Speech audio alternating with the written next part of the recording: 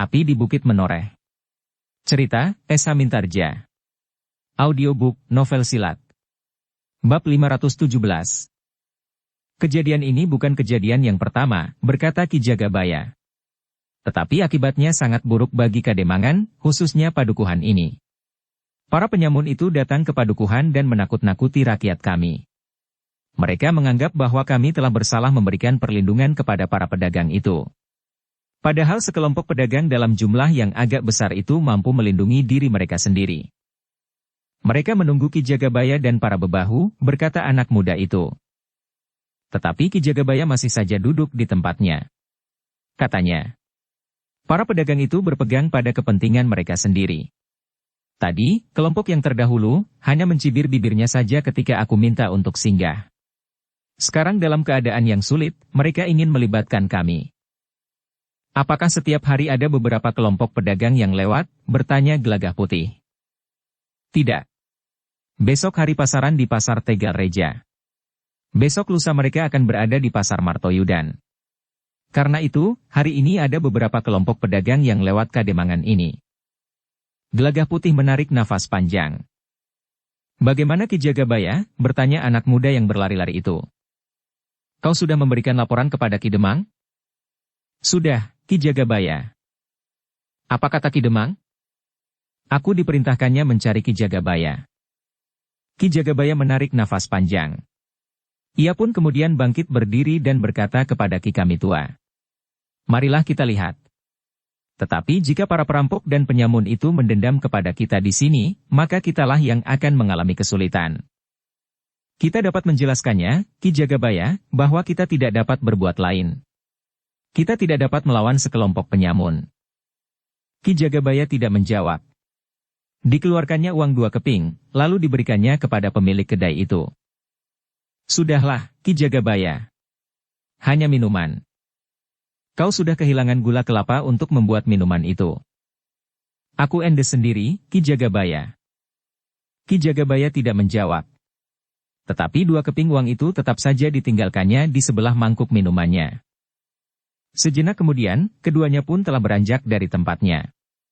Namun tiba-tiba saja Gelagah Putih berkata, Ki Jagabaya, apakah aku diperkenankan melihat keadaan mereka di Banjar? Apa kepentinganmu? Kami berdua mempunyai sedikit pengetahuan tentang obat-obatan serta perawatan.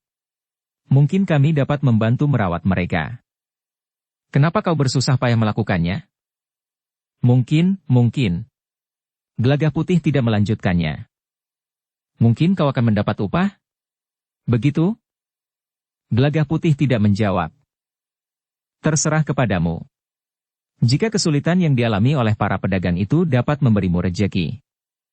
Bukan maksudku, Ki Jagabaya. Baik, aku mengerti. Aku minta maaf. Ki Jagabaya dan Ki Kamitua itu pun segera meninggalkan kedai itu, meskipun dengan perasaan yang agak segan. Gelagah Putih dan Rara Wulan pun segera membayar harga minuman dan makanannya pula. Atas izin Ki Jagabaya, maka mereka pun akan pergi ke Banjar Padukuhan. Ketika Gelagah Putih dan Rara Wulan sampai di Banjar, dilihatnya Ki Jagabaya dan Ki Kamitua sedang berbicara dengan beberapa orang pedagang. Sementara itu para pedagang yang lain nampaknya sibuk merawat 3 orang kawan mereka yang terluka agak berat. Sedangkan beberapa orang kawan yang lain terluka ringan. Namun agaknya mereka yang terluka ringan itu tidak menghiraukan luka-luka mereka serta pakaian mereka yang terkoyak. Sementara itu seorang di antara para pedagang yang berbicara dengan Ki Jagabaya itu berkata, Aku minta Ki Jagabaya dapat mengerti. Aku dapat mengerti, Kisanak. Jika Ki Jagabaya dapat mengerti, kenapa Ki Jagabaya merasa berkeberatan untuk merawat 3 orang kawan kami yang terluka parah? Kami tidak berkeberatan, Kisanak. Tetapi kami akan merasa sangat sulit untuk mempertanggungjawabkan mereka jika sekelompok perampok itu datang kemari. Jika mereka datang dengan niat buruk terhadap 3 orang kawan Kisanak yang terluka, apa yang dapat kami lakukan? Apakah kalian sepadukuhan ini tidak dapat melawan sekelompok perampok? Jadi kami harus bertempur melawan para perampok itu? Kisanak harus tahu bahwa kami tidak mempunyai kekuatan apa-apa. Tidak ada orang padukuhan ini yang mampu bertempur dengan ilmu kanuragan yang memadai. Bahkan aku dan para bebahu tidak memiliki kemampuan yang dapat mengimbangi para perampok dan penyamun. Tetapi kalian sepadukuhan jumlahnya tentu berlipat. Bayangkan, Kisanak. Seandainya kami mengerahkan semua laki-laki sepadukuhan untuk melindungi 3 orang saudagar kaya yang terluka parah di padukuhan ini, apa yang terjadi? Berapa orang yang harus kami korbankan untuk kepentingan 3 orang saudagar kaya itu? Apakah kami orang-orang miskin di padukuhan ini sudah sewajarnya mengorbankan nyawa kami untuk orang-orang kaya sebagaimana Kisanak dan para saudagar? Jadi, di mana letaknya kebersamaan di antara kita untuk menentang kejahatan? Jika kalian tidak mau merawat 3 orang kawan kami, bahkan dengan imbalan yang cukup, itu berarti bahwa kalian tidak mempedulikan nasib sesama kalian. Tetapi untuk melindungi 3 orang yang terluka parah itu, mungkin sekali kami harus mengorbankan nyawa lebih dari 3 orang. Itu adalah akibat yang harus ditanggung dalam kebersamaan. Kita saling berkorban untuk sesama kita. Kebersamaan yang manakah sebenarnya yang kalian maksud? Jangan pura-pura tidak tahu, Ki Jagabaya. Kami sekarang memerlukan bantuan kalian untuk menyembunyikan kawan-kawan kami yang terluka. Sudah aku katakan, kami akan melakukannya. Tetapi kami tidak bertanggung jawab jika para perampok itu kemudian menemukannya. Nah, kebersamaan yang aku maksudkan adalah bahwa kalian harus melindunginya. Kami tidak dapat mengorbankan orang-orang kami untuk menyelamatkan kawan-kawan kalian. Jadi kalian menolak untuk saling membantu? Saling membantu yang mana? Jika kalian dalam kesulitan, maka kalian baru ingat kepada kami. Orang-orang miskin yang tinggal di padukuhan ini. Tetapi jika usaha kalian lancar-lancar saja, maka kalian sama sekali tidak mau memalingkan wajah kalian kepada kami. Tadi juga ada serombongan pedagang yang lewat, tetapi agaknya mereka luput dari pencegatan para penyamun. Ketika aku mempersilahkan mereka singgah di pasar atau berhenti sebentar, mereka justru mencibirkan bibir mereka. Mereka menjadi acuh tak acuh. Nah, sekarang keadaannya berbeda. Baru kalian berhenti dan menemui kami di sini. Berbicara dan minta bantuan kami. Cukup. Aku tidak perlu sesorah itu. Kawan-kawanku terluka parah. Itu yang harus kita bicarakan. Kisanak, berkata Ki Jagabaya. Aku menyarankan agar kawan-kawan Kisanak itu kalian titipkan di padukuhan yang agak jauh, sehingga para perampok itu tidak akan mencarinya ke sini. Tetapi seseorang di antara para pedagang itu berkata, "Persetan kau, Ki Jagabaya. Agaknya kau justru bekerja sama dengan para perampok dan penyamun itu." Kisanak.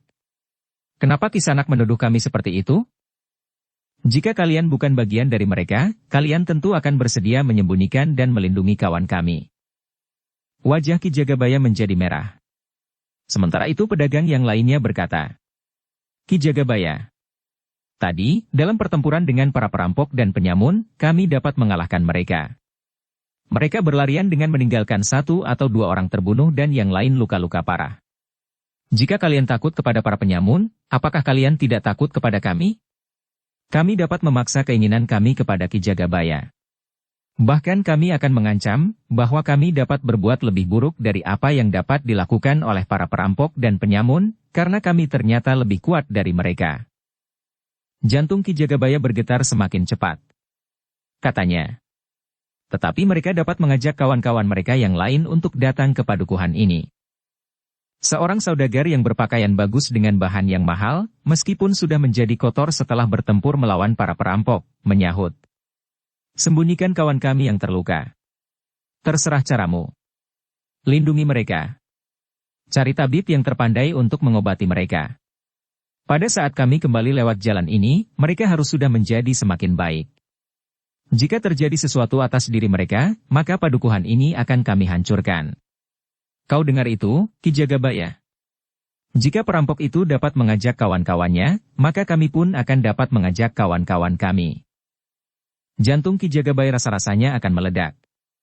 Tetapi disadarinya, bahwa ia tidak mempunyai kekuatan yang dapat mendukung jika ia menjadi marah. Mungkin Ki Jagabaya sendiri, mungkin Ki Kamitua, memiliki kemampuan untuk berkelahi. Tetapi yang lain tidak.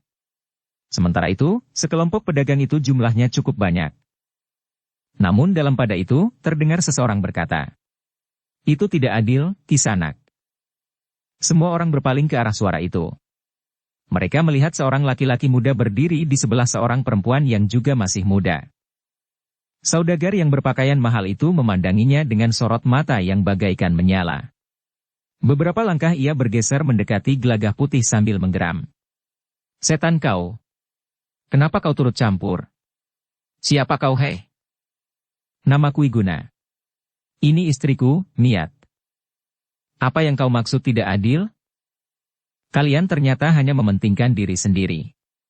Kalian tidak mengingat kesulitan yang bakal dialami oleh padukuhan ini jika kau memaksa meninggalkan kawan-kawanmu yang sakit. Apalagi dengan berbagai macam keharusan yang tidak masuk akal. Harus sembuh, harus selamat, harus, apalagi. Jika para penyamun itu datang dan memasuki setiap rumah di padukuhan ini, yang bermaksud melindungi kawan-kawan Kisanak, akan mengalami bencana bagi diri mereka. Mayat akan berserakan di jalan-jalan. Kemudian beberapa hari lagi, kalian datang untuk mengambil kawan-kawan kalian. Tetapi karena kawan-kawan kalian telah mati, maka kalian akan menghancurkan padukuhan ini. Berapa orang lagi yang harus mati di tangan kalian? Tutup mulutmu. Atau bahkan kau dikirim oleh para perampok itu untuk melihat keadaan di padukuhan ini? Nalarmu sudah kusut, Kisanak, sahut Gelagah Putih. Wajah saudagar itu menjadi merah. Katanya, "Kau berani menyebut nalarku sudah kusut?" "Ya. Karena kau menuduhku dikirim oleh para penyamun itu kemari. Aku tidak peduli siapa kau. Tetapi karena kau sudah menghinaku, maka kau akan menyesal. Meskipun di sini ada seorang Jagabaya, tetapi aku sendiri akan menghukummu." Mengoyak mulutmu yang lancang itu, serta merontokkan gigimu. "Kisanak," berkata Gelagah Putih. "Aku tadi juga berjalan melewati Bulak Panjang serta bertemu dengan sekelompok penyamun yang jumlahnya sekitar 10 atau 11 orang. Tetapi mereka dapat diajak bicara. Mereka mencoba mengerti keadaan, sehingga mereka tidak mengganggu aku, dua orang suami istri yang mengembara. Persetan dengan para penyamun. Mereka sudah kami hancurkan di Bulak Panjang itu. Bukan itu masalahnya. Tetapi seharusnya penalaran kalian lebih panjang dari para penyamun itu. Cukup. Kemarilah. Aku akan merontokkan gigimu sampai yang terakhir." Adalah mendebarkan jantung orang-orang yang mengerumuninya, ketika mereka melihat Gelagah Putih itu melangkah dengan tenangnya mendekati saudagar yang garang itu. 2 langkah di hadapan saudagar yang nampaknya cukup kaya itu, Gelagah Putih berhenti. Tiba-tiba saja tanpa memberikan peringatan apapun juga, saudagar itu meloncat sambil mengayunkan serangannya langsung ke mulut Gelagah Putih. Gelagah Putih sendiri juga terkejut. Tetapi tubuhnya telah terlatih dengan matang. Karena itu, kakinya seakan-akan bergerak sendiri, bergeser ke samping sambil memiringkan tubuhnya. Serangan saudagar itu sama sekali tidak berhasil menyentuh tubuh Gelagah Putih. Tangan saudara itu terjulur dengan jarak setebal daun dari wajahnya. Namun tiba-tiba saja Gelagah Putih pun telah menggerakkan tangannya. Kelima jarinya terbuka menusuk di bawah tulang-tulang rusuk saudagar yang marah itu. Terdengar saudagar itu menjerit kesakitan. Bahkan tubuhnya pun telah terdorong beberapa langkah surut. Saudagar itu tidak berhasil mempertahankan keseimbangan tubuhnya, sehingga karena itu maka ia pun segera terkapar di tanah. Ketika saudagar itu tergesa-gesa mencoba bangkit berdiri, maka pinggangnya terasa sangat sakit. Tusukan jari-jari tangan Gelagah Putih agaknya telah menimbulkan luka di dalam tubuh saudagar itu. Karena itu, saudagar itu tidak dapat lagi berdiri tegak. Tetapi bubuhnya menjadi agak terbongkok dan kesakitan. Seorang pedagang yang lain telah berteriak dengan lantangnya. "Kau telah menyakiti kawanku. Kau akan menyesali perbuatanmu itu." "Kisanak," berkata Gelagah Putih. "Yang terjadi justru yang tidak kita kehendaki. Kenapa justru kita yang bertengkar, sementara para perampok dan penyamun itu masih saja mengancam kita? Kau adalah bagian dari mereka. Tim oleh para penyamun itu kemari. Dengar, Kisanak.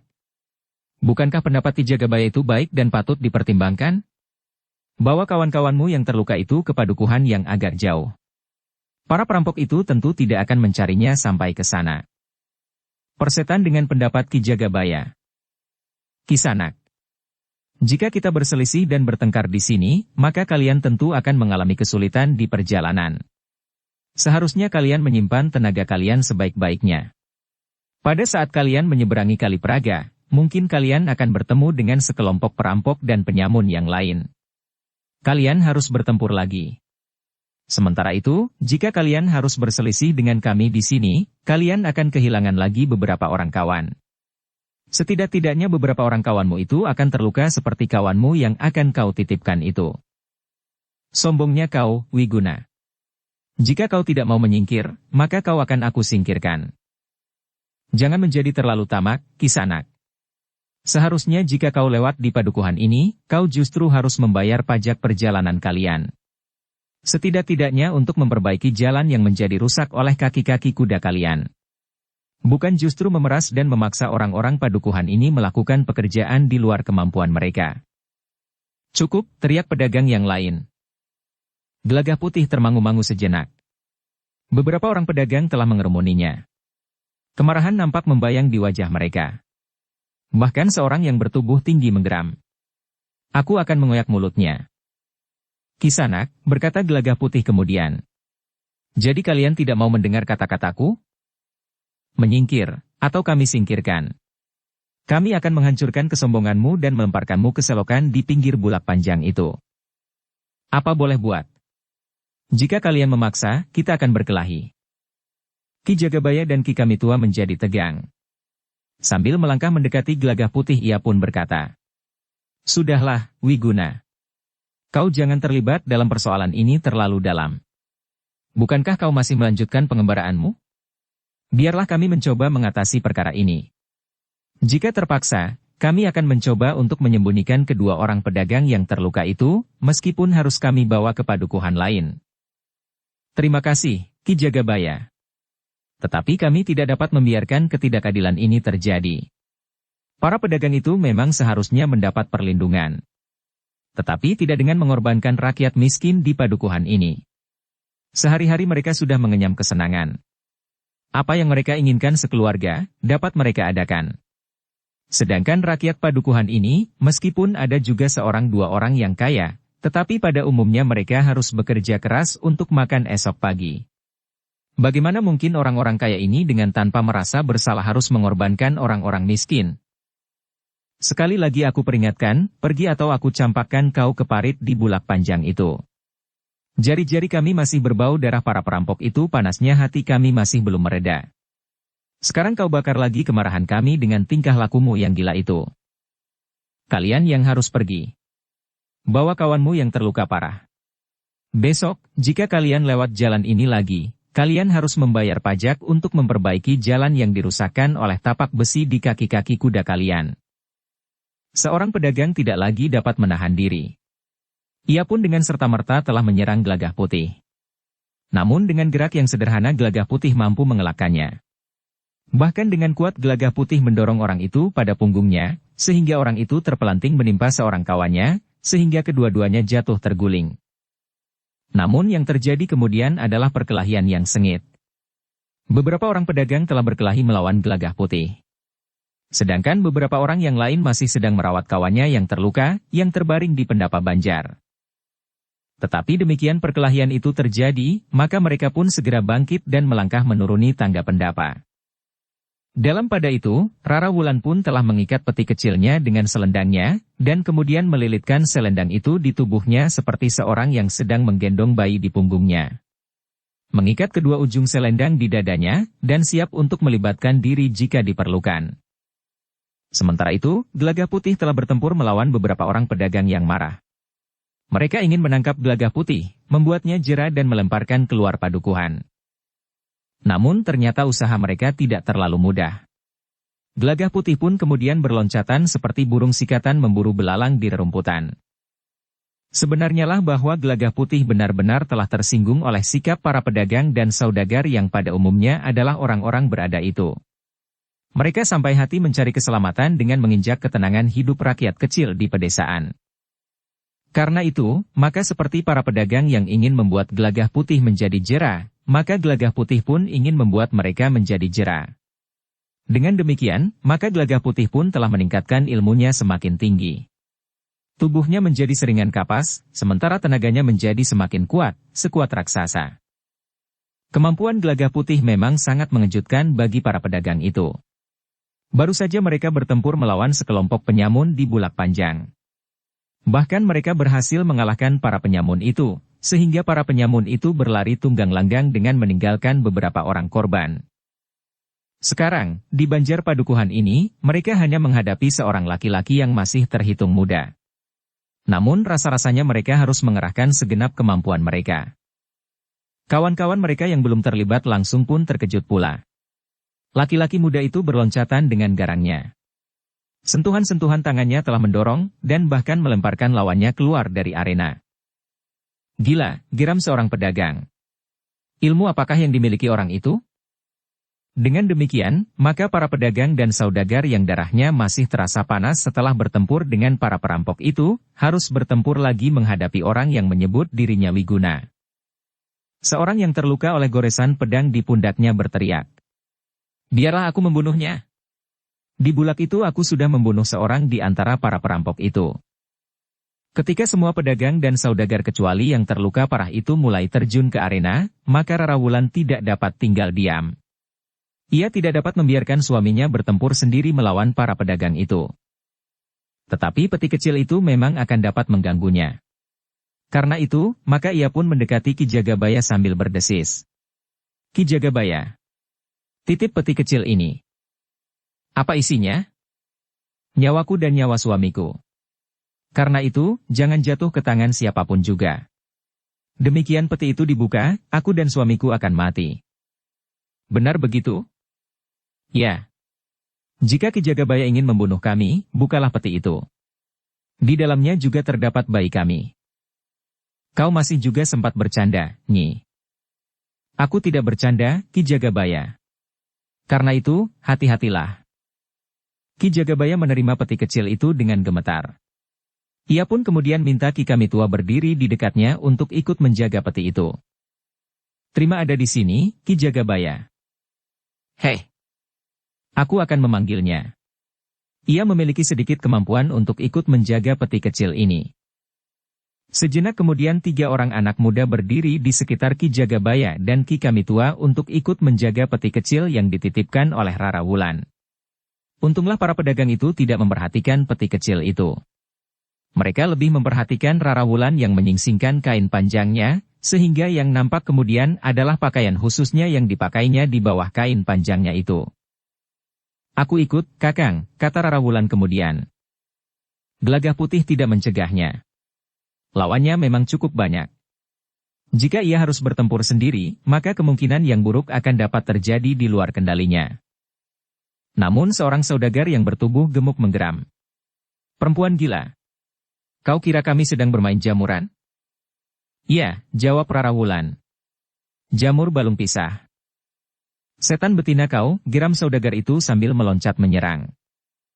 Ternyata keberadaan Rara Wulan di arena telah mengejutkan para pedagang itu pula. Bahkan mereka yang berdiri di luar arena pertempuran terkejut pula. Dengan loncatan-loncatannya yang cepat, maka 2 orang lawannya telah terlempar dari arena. Seorang dapat dengan cepat bangkit berdiri, namun yang seorang masih harus menyeringai kesakitan, karena punggungnya menghantam tangga pendapa Banjar. Sebenarnya lah Gelagah Putih dan Rara Wulan benar-benar telah mengacaukan perlawanan para pedagang dan saudagar yang baru saja mengalahkan sekelompok penyamun di Bulak Panjang. Setiap kali seorang di antara mereka terpelanting dengan kerasnya. Sedangkan yang lain harus mengerahkan kemampuannya untuk mengelakkan serangan-serangan Gelagah Putih dan Rara Wulan itu. Tetapi 2 orang laki-laki dan perempuan yang masih terhitung muda itu seakan-akan berada di mana-mana. Seakan-akan mereka menyerang dari segala arah. Sulit bagi para pedagang dan saudagar itu menghindar dari garis serangan mereka. Beberapa saat kemudian maka pertempuran menjadi semakin sengit, para pedagang dan saudagar itu telah mengerahkan segenap kemampuan mereka. Namun kedua orang suami istri itu ternyata memiliki kemampuan yang jauh lebih tinggi dari mereka. Seorang demi seorang para pedagang itu mengalami kesulitan. Mereka menjadi kesakitan serta tenaga mereka pun menjadi semakin lemah. Beberapa orang di antara mereka yang terpelanting jatuh, tidak segera dapat bangkit dan kembali memasuki arena. Namun tiba-tiba seorang di antara para pedagang itu mencabut senjatanya. Sebuah pedang yang lurus, panjang dan yang tajamnya ganda. Kalian berdua harus pergi dari padukuhan ini, atau aku akan menyingkirkan kalian. Bahkan untuk selamanya.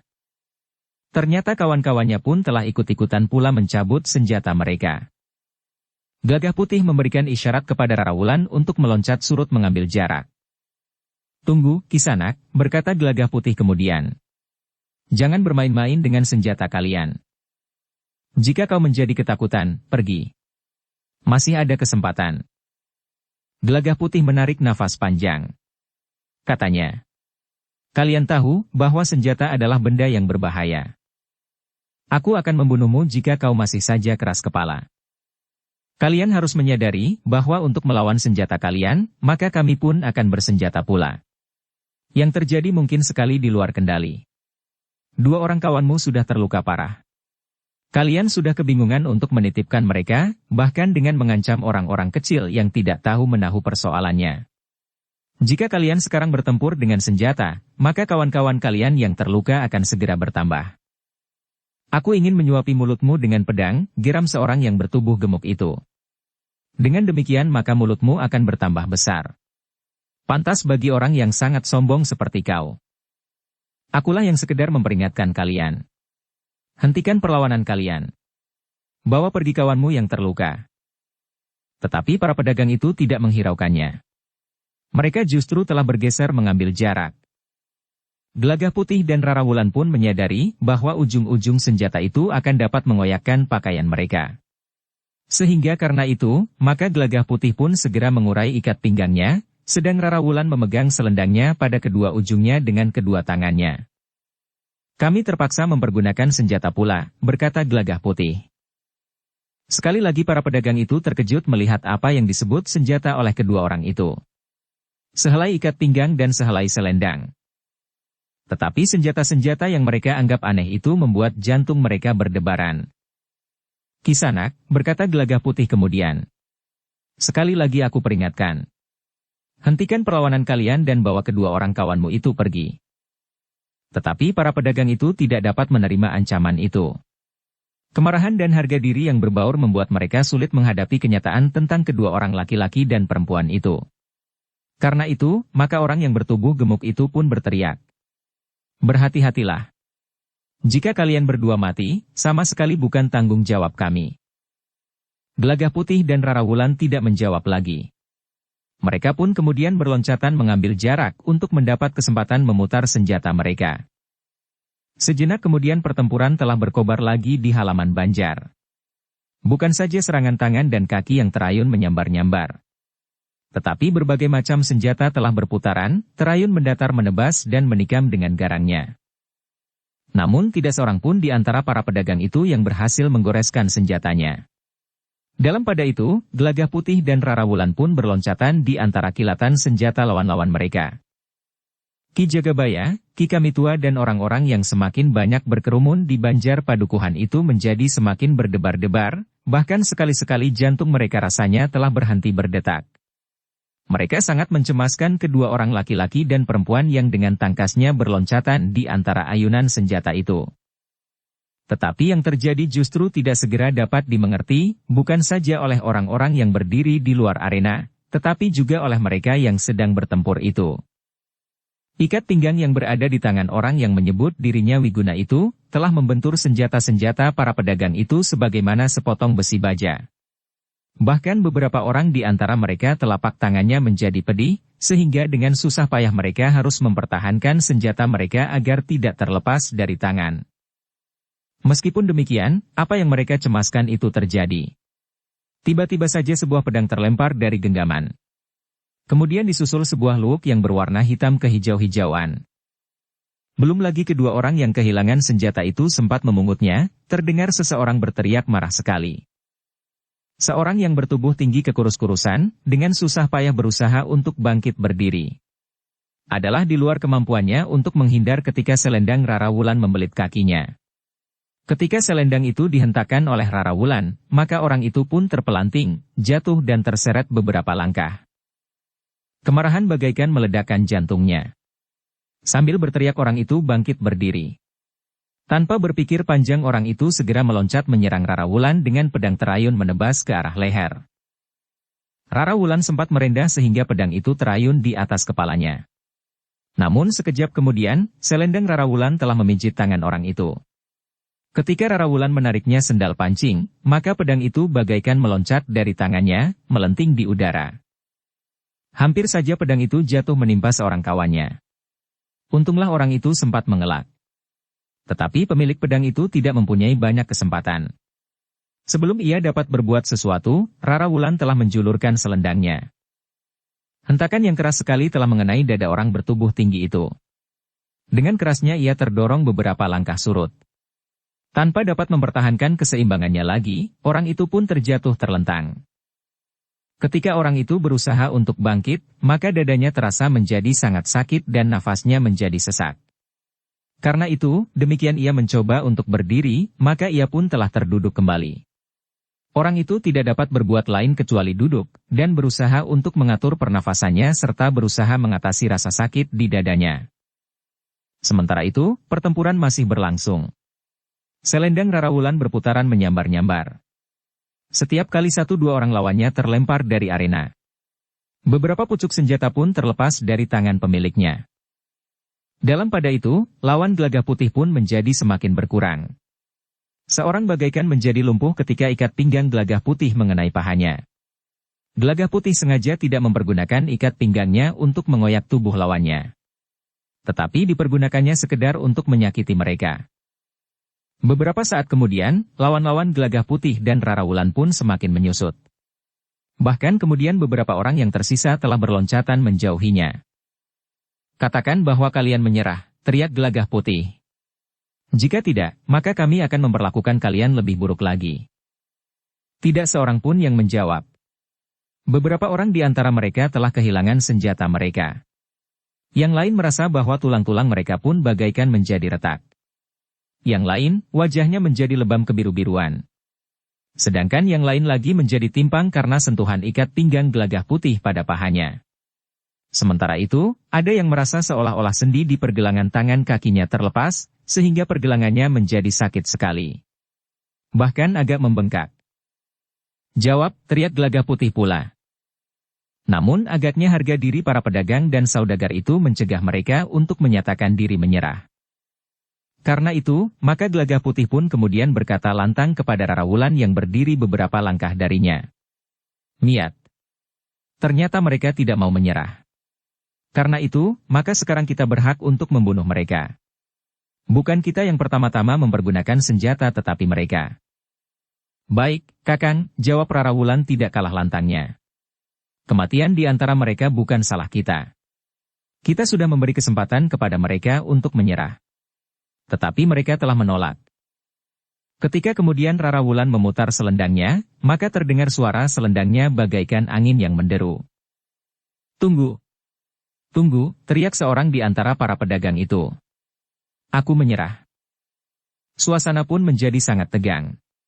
Pedagang yang bersenjata pedang itu telah melemparkan senjatanya di tanah. Seorang yang lain, yang sudah tidak bersenjata pun kemudian berkata pula, "Aku juga menyerah. Aku sudah tidak bersenjata." Ternyata kawan-kawannya pun telah mengikutinya pula. Yang masih bersenjata telah melemparkan senjatanya. Gelagah Putih menarik nafas panjang. Ia pun kemudian berkata, "Ambil senjata kalian. Segera bersiap meninggalkan tempat ini. Bawa kawanmu yang dilukai oleh para perampok itu." "Baik. Baik, Wiguna. Kami akan segera pergi dengan membawa kawan-kawanku yang terluka." "Dengar, Kisanak. Bukannya kami tidak mau menolong sesama. Jika kami minta kalian pergi dengan membawa kawan-kawanmu yang terluka, justru kami mempunyai pertimbangan atas dasar kemanusiaan. Jika kawan kalian tetap di sini, maka para perampok itu tentu akan menemukannya.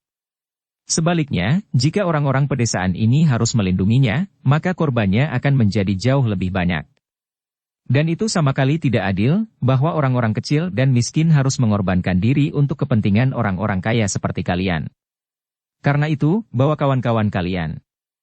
Selamatkan mereka dari tangan para perampok itu." Tetapi seorang di antara para pedagang itu berkata, "Bukankah kau memiliki kelebihan yang tidak tertandingi? Jika para perampok itu datang kemari, kau akan dapat menghalaunya." "Aku seorang pengembara," jawab Gelagah Putih. Sebentar lagi aku akan meneruskan pengembaraan kami. Kami tidak dapat terikat di satu tempat. Karena kami memang sedang menjalani laku. Jika para perampok itu datang sepeninggalku, maka kawanmu yang terluka itu tidak akan tertolong lagi. Para pedagang itu pun mengangguk-angguk. Seorang di antara mereka pun berkata, "Baiklah. Kami akan segera mempersiapkan diri untuk meneruskan perjalanan." Tetapi beberapa orang kawan kami justru mengalami kesakitan. Aku sudah memperingatkannya. Untunglah bahwa tidak ada kawan kalian yang terbunuh. Para pedagang itu pun terdiam. Mereka pun segera berbenah diri untuk meneruskan perjalanan. Mereka harus menuruti pendapat orang yang menyebut dirinya bernama Wiguna itu. Namun sebagian dari mereka benar-benar dapat mengerti maksud Gelagah Putih. Mereka pun membenarkan bahwa tidak adil untuk mengorbankan orang-orang miskin bagi kepentingan mereka. Mereka memang tidak berhak mementingkan kepentingan mereka sendiri sehingga mereka tidak mempedulikan rakyat miskin yang akan dapat menjadi korban. Mati dalam kesia-siaan bagi kepentingan orang-orang kaya. Beberapa saat kemudian, maka para pedagang itu pun sudah siap untuk meneruskan perjalanan. Namun keadaan mereka menjadi semakin sulit. Beberapa orang masih merasakan kesakitan. Tetapi mereka harus meninggalkan padukuhan itu dengan membawa kawan-kawan mereka yang terluka. Beberapa saat kemudian, maka para pedagang itu sudah siap untuk meninggalkan Banjar. Kawan-kawan mereka yang terluka telah mereka dudukan di atas punggung kuda. Dukung channel Novel Silat dengan subscribe, follow, like, komen dan share. "Maaf, Kisanak," berkata Gelagah Putih kepada mereka yang terluka parah itu. "Aku mencemaskan nasib kalian, jika kalian tetap berada di padukuhan ini. Padukuhan ini masih terlalu dekat dengan daerah perburuan para perampok itu. Jika kalian dibawa ke tempat yang lebih jauh, maka agaknya para perampok itu tidak akan mencarinya sampai ke sana sementara itu kalian masih harus mempersiapkan diri sebaik-baiknya, sebelum kalian menyeberang Kali Praga. Mungkin esok. Mungkin esok lusa. Mungkin kalian akan bertemu lagi dengan gerombolan penyamun yang lain." Seorang yang rambutnya sudah ubanan mewakili kawan-kawan mereka, minta diri untuk melanjutkan perjalanan. Orang yang rambutnya ubanan itu sempat pula minta maaf atas sikap mereka yang kasar. "Kami mengira bahwa kami dapat memerintahkan apa saja kepada orang-orang miskin, termasuk mengorbankan diri mereka. Pengalaman kami ini akan dapat membangunkan kami dari mimpi-mimpi kami itu. Baiklah. Mudah-mudahan kalian tidak tertidur dan bermimpi lagi. Karena keadaan yang berubah akan dapat merubah sikap kalian. Jika kalian pulang ke rumah kalian, maka kehidupan kalian sehari-hari yang serba berlebihan akan dapat membangunkan mimpi-mimpi kalian lagi. Kalian akan merasa bahwa uang adalah segala-galanya. Bahkan dengan uang, kalian akan dapat membeli harga diri seseorang, dan lebih dari itu, nyawa seseorang. Kami akan selalu mengingatnya." Mencabut senjata mereka. "Ingat, Kisanak. Kami berdua adalah pengembara. Jika kalian kembali kepada cara hidup kalian, maka kami berharap bahwa pengembaraan kami akan sampai juga ke rumah-rumah kalian. Meskipun rumah kalian dijaga oleh orang-orang upahan yang berilmu tinggi, namun kami akan menembus dinding halaman rumah kalian." Orang itu mengerutkan dahinya. Tetapi ada juga di antara para pedagang itu yang tidak senang mendengar ancaman itu. Namun mereka menganggap bahwa orang yang menamakan diri Wiguna itu bersungguh-sungguh. Demikianlah, maka sejenak kemudian iring-iringan itu pun meninggalkan Banjar Padukuhan. Mereka melarikan kuda mereka menyusuri jalan bulak menuju ke padukuhan yang lebih jauh, untuk menitipkan kawan-kawan mereka yang terluka. Tetapi sikap mereka pun memang telah berubah. Mereka tidak lagi memperlakukan orang-orang kecil di pedesaan sebagai budak-budak yang harus patuh tanpa syarat. Di padukuhan yang mereka tinggalkan, Ki Jagabaya dan para bebahu yang kemudian berada di Banjar, mengucapkan terima kasih kepada Gelagah Putih dan Rara Wulan. Sambil mengembalikan peti kecil yang dititipkan kepadanya, Ki Jagabaya berkata, "Aku tidak membuka peti itu." "Tentu," jawab Rara Wulan. "Jika Ki Jagabaya membukanya, maka nyawa kami sudah terbang. Bayi kami yang kami simpan di dalamnya pun sudah terbang pula." "Tetapi apakah sebenarnya isi peti itu?" bertanya Ki Jagabaya. Rara Wulan tersenyum. Katanya, "Bukankah sudah aku beritahukan kepada Ki Jagabaya?" Dalam keadaan yang gawat itu pun Nyai masih sempat bercanda. Sementara itu, kecemasanku sudah membakar ubun-ubun. Gelagah Putih tertawa pula. Katanya, isinya sangat berharga bagi kami berdua, sehingga istriku menyebutnya bahwa isinya adalah nyawa-nyawa kami. Ki Jagabaya itu pun mengangguk-angguk. Katanya kemudian, alangkah bodohnya aku ini. Aku mengira bahwa istrimu sekedar bercanda, atau kalau tidak, justru di dalam peti itu benar-benar terdapat nyawa kalian. Dalam pada itu, maka Gelagah Putih pun kemudian berkata, nah, Kisanak, sekarang kami pun akan minta diri. Mudah-mudahan sepeninggal kami tidak akan terjadi apa-apa di padukuhan ini. Jika para perampok itu datang, katakan bahwa kalian telah mengusir para pedagang itu. Kenapa kalian berdua begitu tergesa-gesa? Kalian dapat tinggal di sini barang sepekan. Terima kasih, Ki Jagabaya. Kami masih harus menempuh perjalanan panjang. Justru karena itu, bukankah kalian tidak terikat oleh waktu? Bukankah kalian tidak dibatasi, kapan kalian harus sampai di tempat tertentu? Benar, Ki Jagabaya.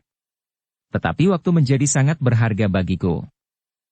Di mana malam nanti kalian akan bermalam? Bertanya Ki Jagabaya. Gelagah Putih menarik nafas panjang. Namun sebelum ia menjawab, Ki Jagabaya pun berkata, bermalamlah di sini, setidaknya untuk malam ini saja. Jika para perampok itu datang, kami tidak menghadapinya sendiri. Mereka tidak akan berbuat apa-apa. Bukankah para pedagang yang terluka itu tidak ada di sini? Meskipun demikian, rasa-rasanya hati kami akan lebih tentram jika kalian berada di sini. Syukur jika para perampok itu tidak datang kemari. Jika mereka datang, tentu tidak malam ini. Mereka tentu masih sibuk merawat kawan-kawan mereka yang terluka dan yang telah terbunuh. Selain itu, tentu mereka pun akan sulit mengumpulkan kawan-kawan mereka yang lain, yang sama tatarannya dengan kawan-kawan mereka yang telah dikalahkan oleh para pedagang itu. Tetapi Ki Jagabaya itu masih juga berkata, aku mengerti. Tetapi keberadaan kalian malam ini di sini, akan sangat berpengaruh terhadap ketentraman hati kami penghuni padukuhan ini. Gelagah Putih menarik nafas panjang. Ia pun kemudian berpaling kepada Rara Wulan sambil berkata, apakah kita akan bermalam di sini? Tidak apa-apa, Kakang. Perjalanan kita hanya akan tertunda tidak sampai sehari. Baiklah, berkata Gelagah Putih. Lalu katanya kepada Ki Jagabaya, kami akan menerima kesempatan yang Ki Jagabaya berikan untuk bermalam di padukuhan ini nanti malam. Terima kasih, Kisanak. Malam nanti kalian berdua akan kami persilahkan bermalam di rumahku saja. Terima kasih, Ki Jagabaya. Tetapi biarlah aku bermalam di Banjar ini saja. Di sini tidak ada yang akan melayani jika kalian haus dan apalagi lapar. Tidak apa-apa, Ki Jagabaya. Bahwa kami mendapat tempat untuk bermalam, kami sudah merasa sangat berterima kasih. Ki Jagabaya termangu-mangu sejenak. Namun Ki Kamitua pun berkata, biarlah aku yang nanti menyediakan minum dan makan bagi mereka berdua. Jangan merepotkan, Ki Kamitua. Kami hanya berdua. Kami tidak memerlukan pelayanan. Kami dapat merebus air sendiri di Banjar ini. Mungkin di sini ada serba sedikit alat-alat dapur. Itu tidak perlu, Ki Wiguna. Kamilah yang minta kalian berdua bermalam. Gelagah Putih tidak menjawab lagi. Sementara itu, Ki Jagabaya pun telah memerintahkan penunggu Banjar untuk membersihkan sebuah bilik di serambi belakang Banjar itu. Beberapa saat kemudian, setelah bilik bagi Gelagah Putih dan Rara Wulan disiapkan, maka para bebahu serta beberapa orang yang masih berada di Banjar pun meninggalkan Banjar itu, pulang ke rumah mereka masing-masing. Namun orang sepadukuhan itu masih saja membicarakan kelebihan dua orang suami istri yang bermalam di Banjar itu. Mereka berdua saja dapat mengalahkan sekelompok pedagang yang telah mengalahkan gerombolan penyamun yang akan merampok mereka di Bulak Panjang. Luar biasa. Yang terjadi di Banjar itu tidak dapat masuk di akalku, berkata seorang di antara mereka yang sempat menyaksikan pertempuran di Banjar. Apalagi kita. Ki Jagabaya dan Ki Kamitua pun nampaknya terheran-heran pula. Jika gerombolan perampok itu malam ini datang ke padukuhan kita, maka mereka akan dihancurkan oleh kedua orang suami istri itu. Tetapi menurut mereka, rasa-rasanya perampok itu tidak mungkin datang hari ini atau malam nanti. Mereka terlalu sibuk. Sedangkan untuk mengumpulkan orang-orang baru, mereka tentu memerlukan waktu. Kawannya pun mengangguk-angguk. Tetapi ia tidak menyahut lagi. Malam itu, Gelagah Putih dan Rara Wulan mendapat penghormatan khusus. Ki Jagabaya dan Ki Kamitua bersama beberapa orang bebahu yang lain telah datang ke Banjar untuk sekedar berbincang. Sementara itu hidangan pun justru datang dari Ki Jagabaya dan Ki Kamitua. Namun Ki Jagabaya tetap berhati-hati. Diperintahkannya beberapa orang anak muda untuk mengamati keadaan, jika saja ada segerombolan perampok yang datang. Tetapi sampai jauh malam, tidak seorang pun datang ke padukuhan itu.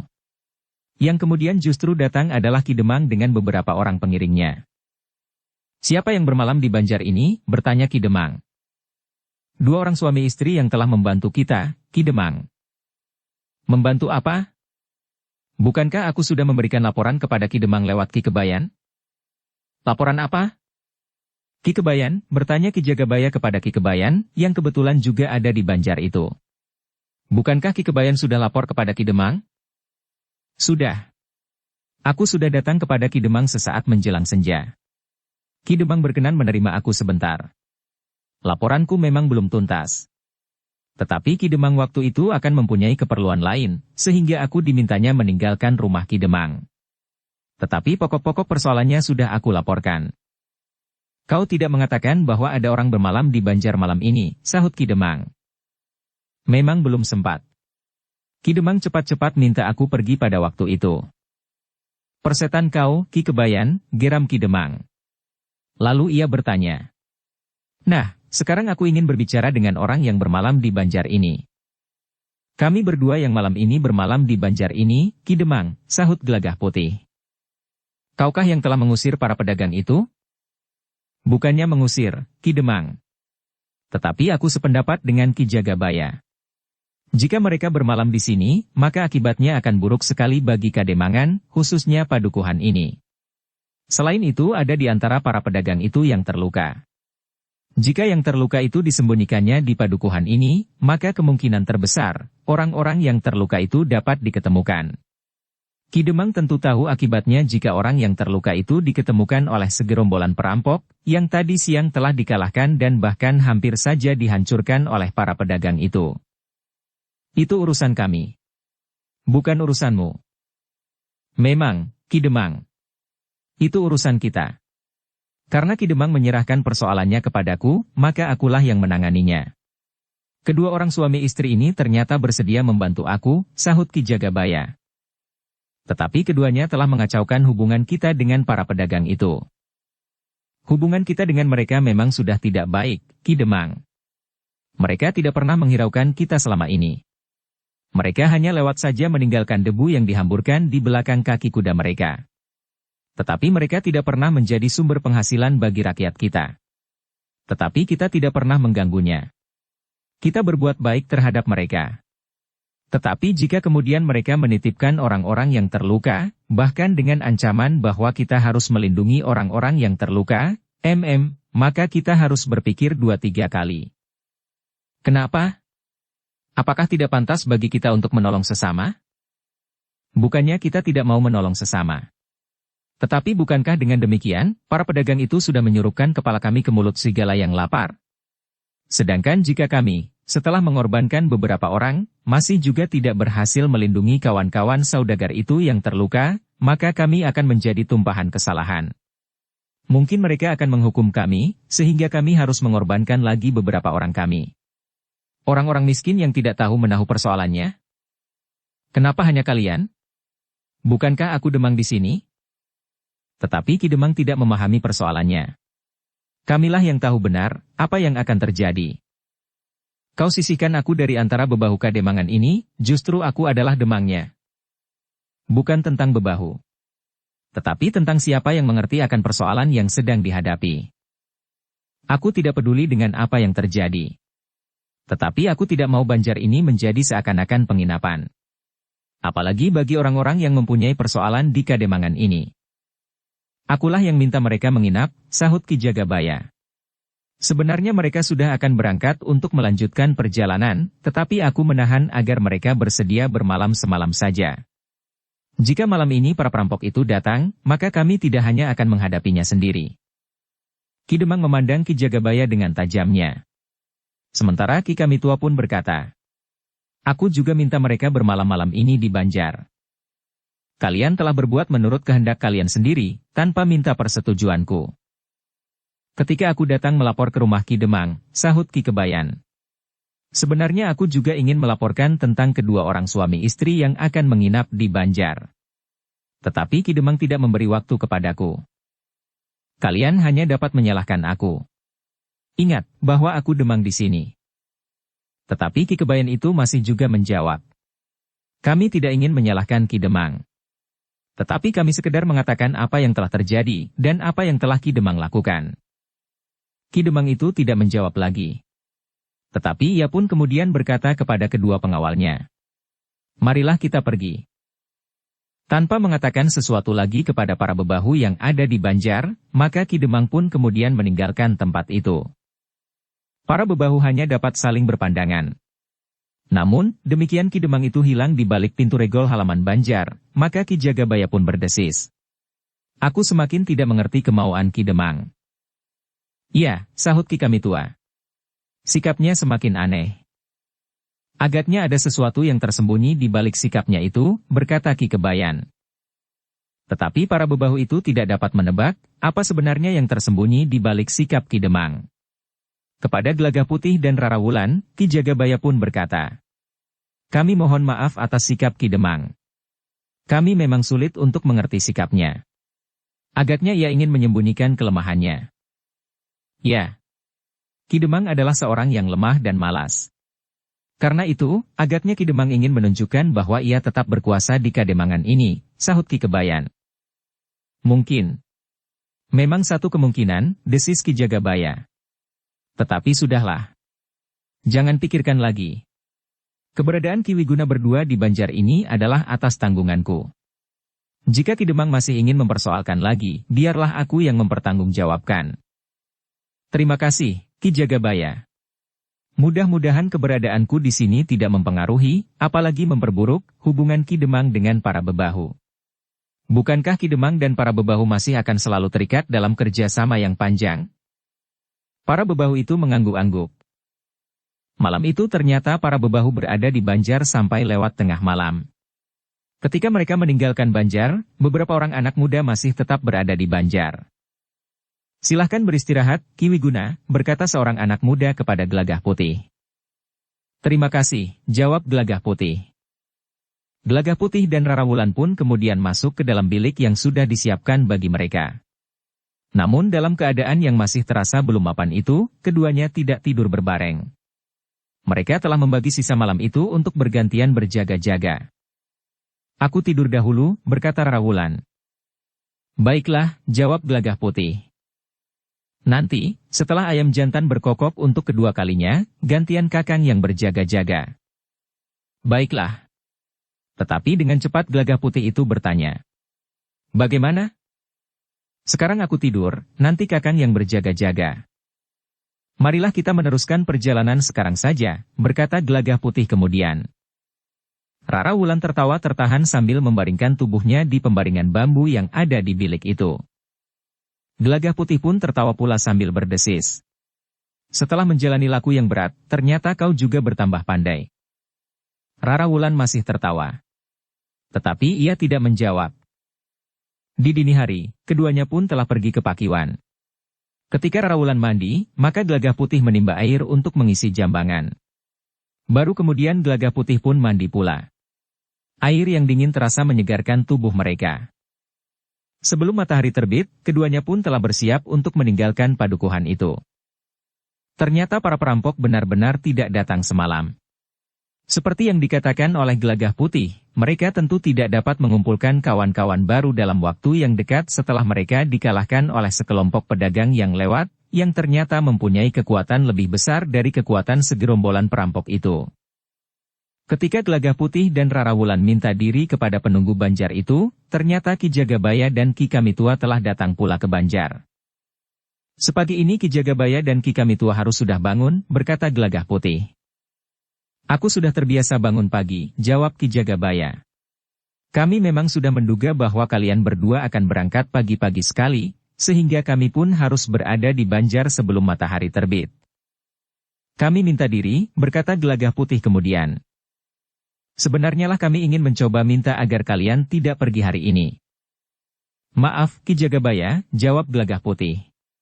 Kami harus mempergunakan waktu kami sebaik-baiknya, meskipun kami tidak dibatasi oleh waktu.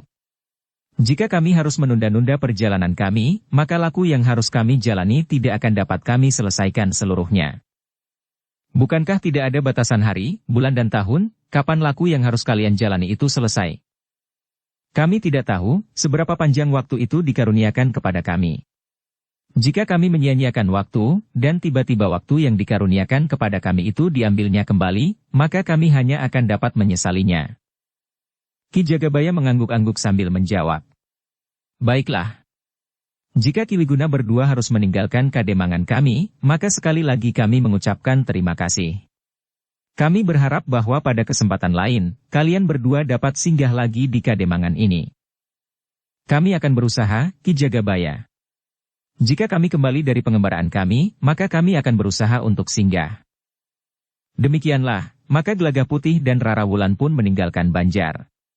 Ki Jagabaya dan Ki Kamitua melepas Gelagah Putih dan Rara Wulan sampai ke gerbang padukuhan. Sejenak kemudian maka keduanya pun telah memasuki bulak panjang yang seakan-akan membentang sampai ke Cakrawala. Pagi itu langit nampak bersih. Embun masih nampak bergayut di ujung dedaunan. Kicau burung-burung liar terdengar di pepohonan yang tumbuh di pinggir jalan. Lamat-lamat di kejauhan nampak padukuhan yang seakan-akan mencuat dari hijaunya tanaman di sawah.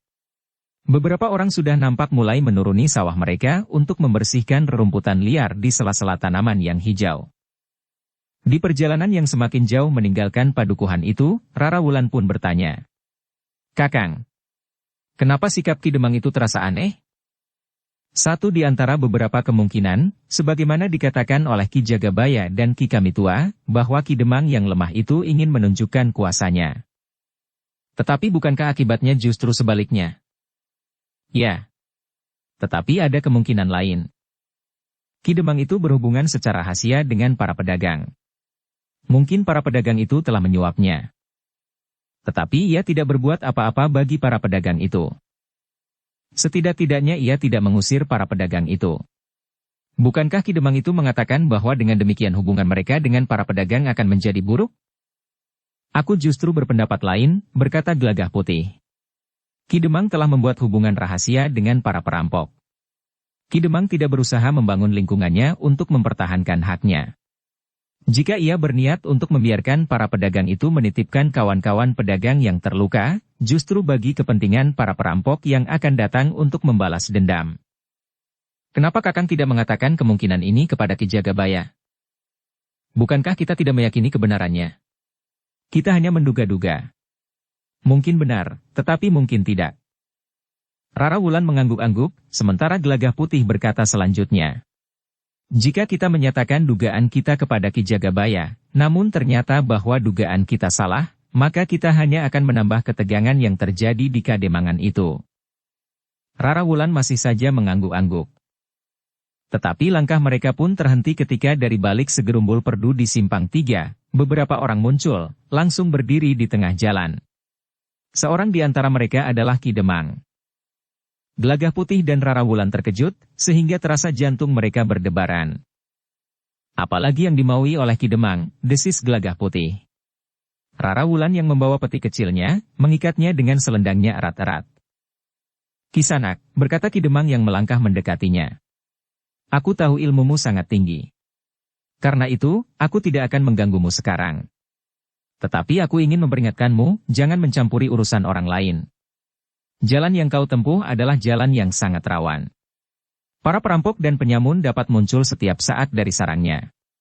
Tiba-tiba saja mereka menyergap. Kalian berdua memang tidak akan merasa ketakutan karena ilmu kalian sangat tinggi. Tetapi sebaiknya kalian tidak melibatkan diri dalam setiap benturan kekerasan yang terjadi. Karena jika kalian melibatkan diri, maka pada suatu ketika kalian akan bermusuhan dengan seluruh kekuatan para perampok dan penyamun di daerah ini, sampai di seberang Kali Praga. Gelagah Putih termangu-mangu sejenak. Namun kemudian ia pun bertanya. Ki Demang. Kenapa Ki Demang memperingatkan aku agar aku tidak melibatkan diri? Bukankah itu kewajiban setiap orang untuk memberantas kejahatan menurut kemampuannya? Jika aku tidak mampu melakukannya, maka aku pun tidak akan melakukannya.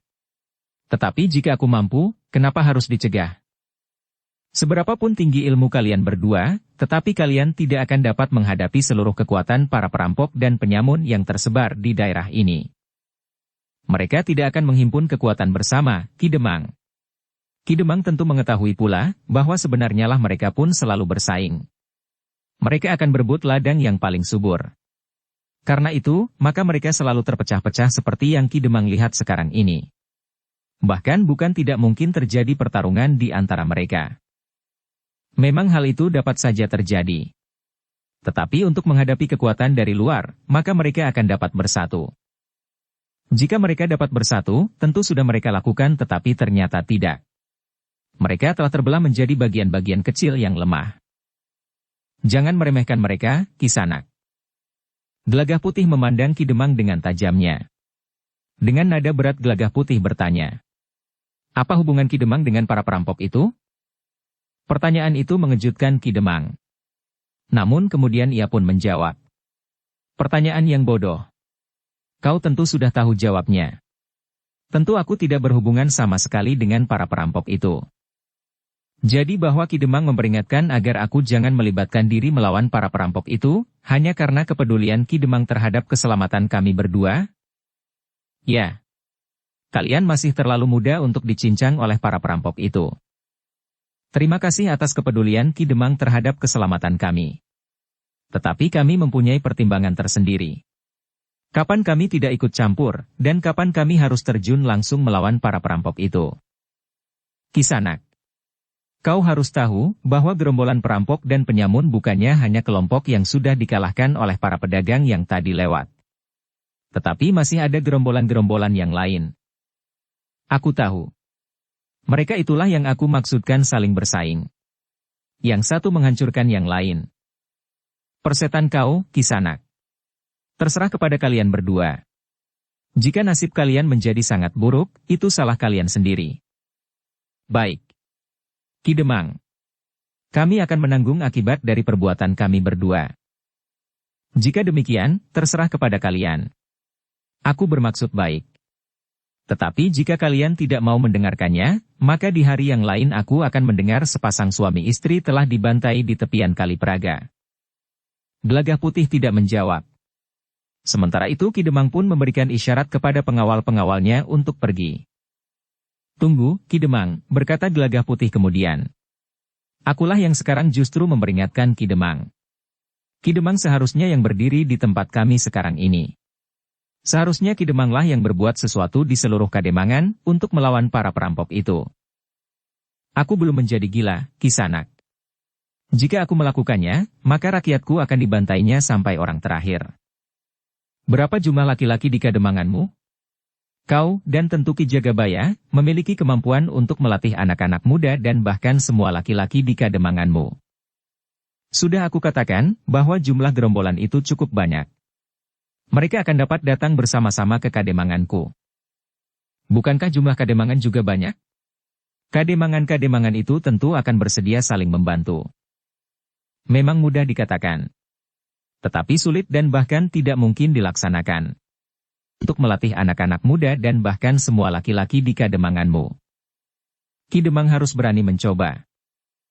Aku datang dengan maksud baik. Aku memperingatkan kalian demi keselamatan kalian. Sekarang justru kau yang menggurui aku. Bukan maksudku. Aku pun bermaksud baik. Ki Demang tidak menjawab lagi. Tetapi Ki Demang itu pun justru memberi isyarat kepada pengawal-pengawalnya untuk meninggalkan Gelagah Putih dan Rara Wulan.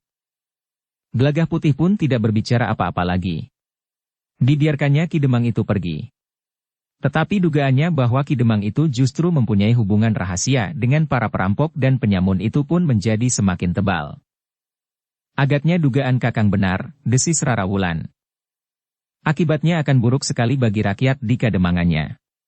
Lambat laun, jalan perdagangan itu pun benar-benar akan tersumbat, jika para perampok dan penyamun mempunyai hubungan rahasia dengan para penguasa di Kademangan-Kademangan.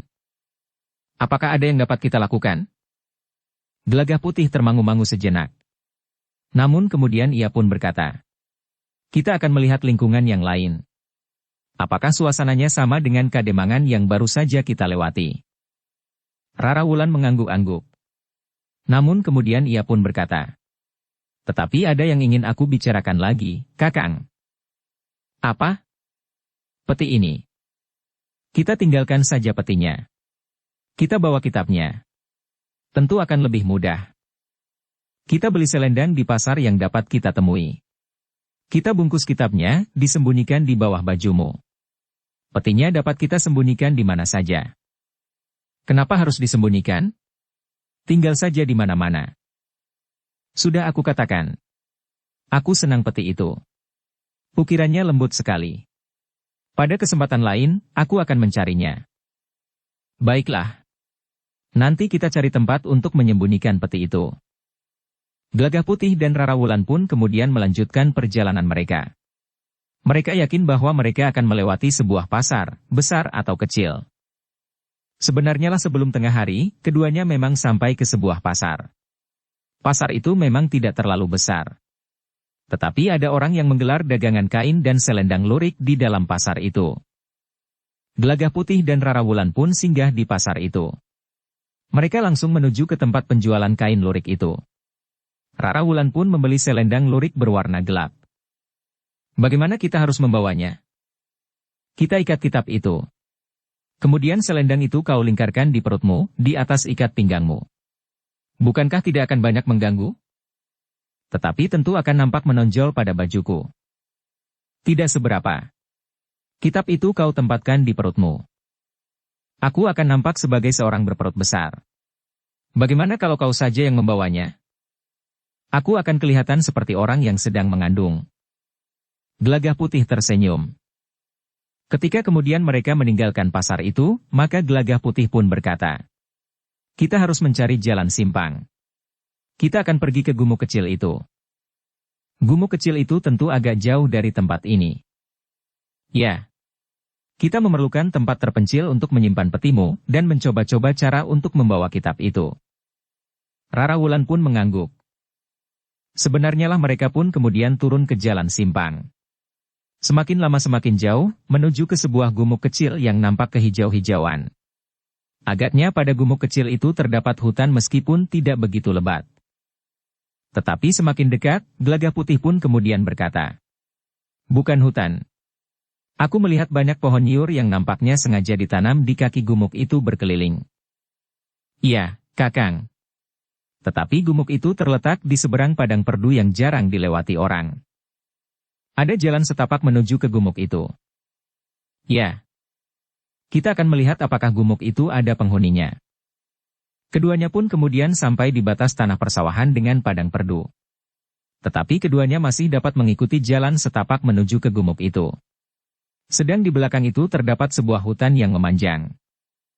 Semakin dekat mereka dengan gumuk itu, mereka pun menjadi semakin berhati-hati. Mereka melihat tanda-tanda bahwa gumuk itu berpenghuni. Sebenarnya lah, ketika mereka sampai di kaki gumuk itu, mereka bertemu dengan seseorang yang berjalan dengan memikul beberapa buah bumbung legen. Agaknya orang itu baru saja endes beberapa batang pohon kelapa. Kisanak, bertanya Gelagah Putih. Apakah Kisanak tinggal di sekitar tempat ini? Orang yang memikul beberapa bumbung legen itu pun berhenti. Dipandanginya Gelagah Putih dan Rara Wulan berganti-ganti. Kemudian nampak dengan sedikit ragu ia pun menjawab. Ya. Aku tinggal di gumuk itu. Gelagah Putih mengangguk-angguk. Katanya. Apakah ada orang lain yang tinggal di sana? Ya. Ada beberapa keluarga yang tinggal di gumuk itu. Rara Wulan menggamit Gelagah Putih sambil berdesis. Jika demikian, biarlah kita melewati gumuk itu. Bukankah kita mencari tempat yang tidak pernah dijamah oleh tangan manusia? Tetapi kita sudah berada di sini.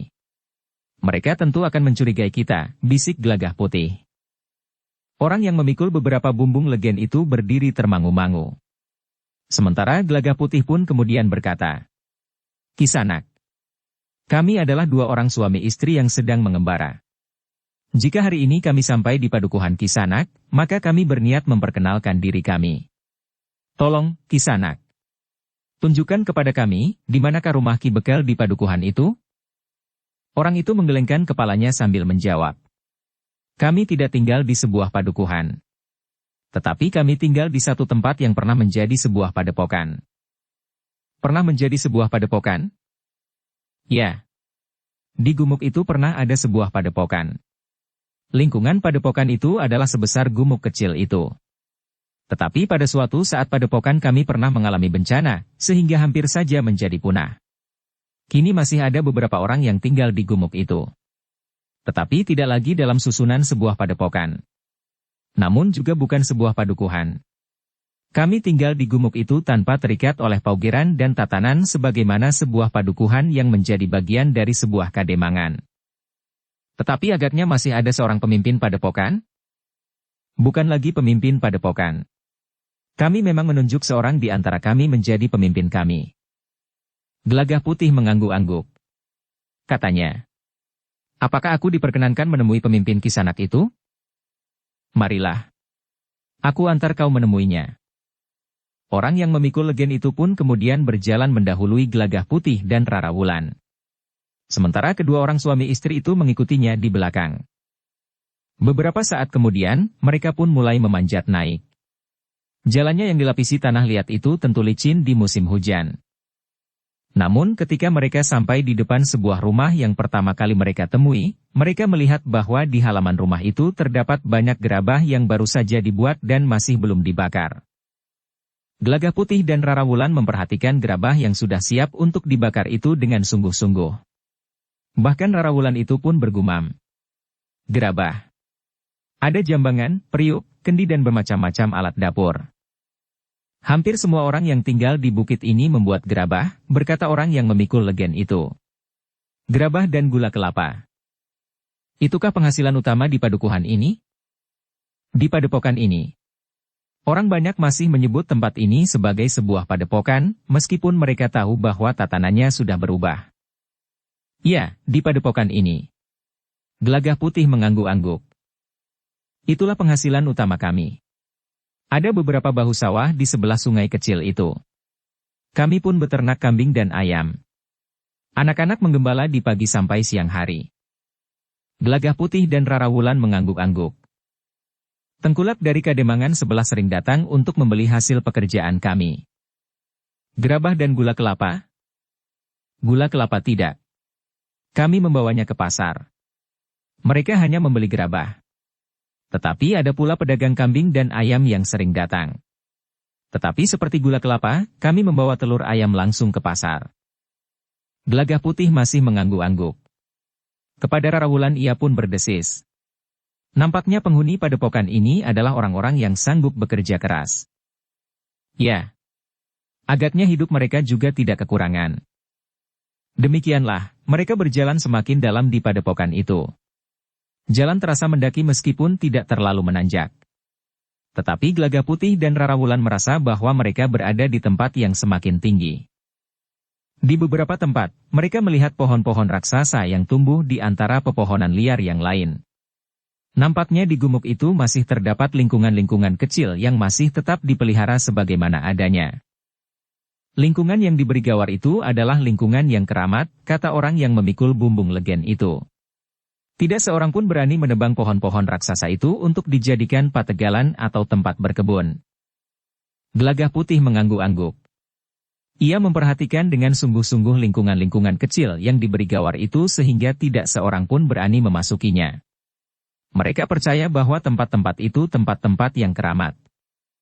Namun Gelagah Putih sempat berbisik di telinga Rara Wulan. Pohon-pohon raksasa itu mempertahankan sumber-sumber air di gumuk ini. Kau lihat sendang kecil di antara pepohonan raksasa itu? Ya.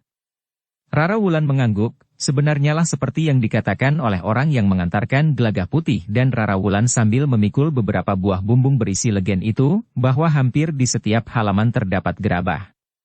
Ada yang sudah dibakar dan siap dipasarkan. Tetapi ada yang masih nampak basah. Agaknya gerabah itu baru saja dibuat. Bahkan Gelagah Putih dan Rara Wulan melihat pula seorang perempuan yang sedang sibuk membuat sebuah periuk. Beberapa saat kemudian, maka mereka telah sampai di tempat yang tertinggi di gumuk itu. Di sebuah halaman yang luas, terdapat sebuah bangunan-bangunan yang lain. Lebih besar dari sekedar gandok pendapa yang agaknya sebagai bangunan utama itu. Inilah bekas padepokan kami, berkata orang yang memikul legen itu. Sebelum kami bercerai-berai dan membangun rumah kami sendiri-sendiri di atas gumuk ini. Gelagah Putih dan Rara Wulan mengangguk-angguk. Beberapa saat mereka berdiri di luar regol halaman yang terhitung cukup luas itu. Siapakah yang sekarang tinggal di rumah ini? Saudara seperguruan kami yang tertua. Bersambung ke bab 518. Dukung kami dengan subscribe, follow, like, komen dan share. Terima kasih.